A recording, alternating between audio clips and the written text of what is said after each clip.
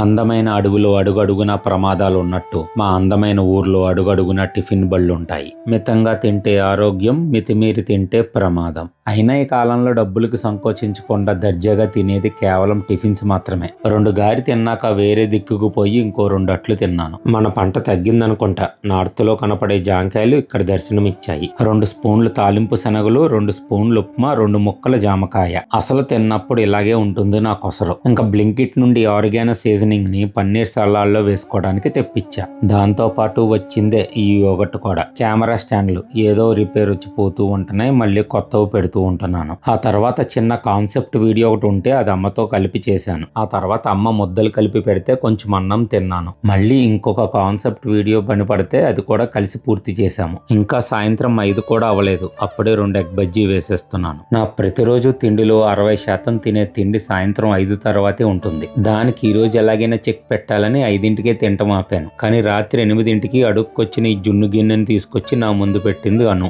అస్సలు గ్యాప్ లేదు, అయినా తప్పట్లేదు. సీజన్ కదా, మళ్ళీ రాత్రి షూట్కి వెళ్లాల్సి వచ్చింది. నా కోసం కాదు, షూట్ నుండి తిరిగి వచ్చేటప్పుడు మిక్చర్ తెమ్మంటే అనుకు తీసుకెళ్తున్నాను. ఇంతకీ ఈ రోజు పొద్దున వెయిట్ ఎంతో తెలుసా?